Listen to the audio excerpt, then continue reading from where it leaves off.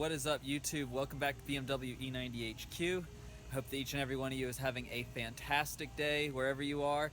So this is my 2009 BMW 335i, and yeah, I will be getting a BMW badge come Friday for my hood there because it doesn't look good. I got commented on the last video, and I just wanted to let everybody know that I do care about the way my car looks, and that will be changing.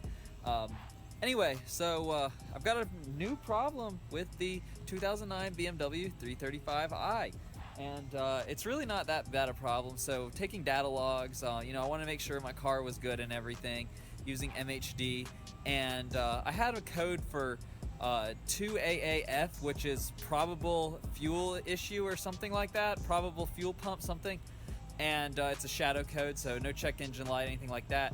And doing some further diagnostics, I figured out that my low pressure fuel sensor is stuck on 48.5 to 48.1 in that range, or 48.1 to 48.5 PSI. The system is supposed to target 72 PSI, and I just had a wasp fly right in front of my face.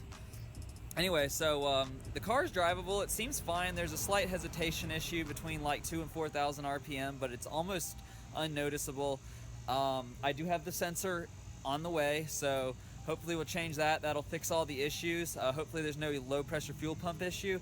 If there is, we'll have to upgrade to something that can run some E85. But anyway, it's a real straightforward DIY. So I'm gonna go ahead and tell you how I figured out this issue. I kind of found it out by accident. So I knew the code was there. I knew I had the issue.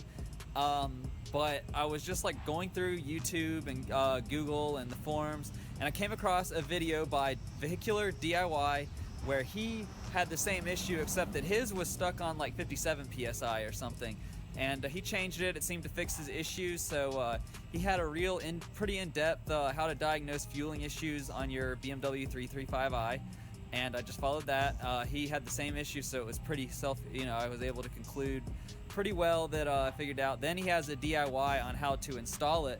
I'll probably be doing my own DIY on it, but it's really easy. It's just below the throttle body, then there's a harness below that, and then the sensor's right there. So I'm gonna be doing that. Hopefully the sensor will come on Wednesday. I'm recording this on Monday. I'm gonna try to have that up today. There's not gonna be a whole lot of editing in this video, mostly because it's just me standing here talking about my car. So yeah, I want you guys to know that that's something, you know, I have my MHD set up basically to monitor. I have all my temperatures, so my oil, my coolant, and my intake air temperature, and then I have both wastegate duty cycles, and my wastegates are pretty healthy, so they're right within where they should be, so I'm not too concerned about that. I have boost and target boost just to make sure that everything's meeting. So basically I'm monitoring my vacuum, my boost, and all my temperatures. And then I have the low pressure fuel sensor pulled up right now just so that I can monitor what's going on with that. If the situation does start to deteriorate, then I can stop driving the car. But yeah, now I have an Android device. I have a Samsung Galaxy S6 that was Hannah's old phone that I'm using now to monitor my car 100% of the time. So I have 8 gauges up, and right now that's what I'm running now. After I fix the low pressure fuel sensor, I'll probably run that gauge for a couple days just to make sure everything is fine, and then I'm gonna find something else to put on that gauge instead.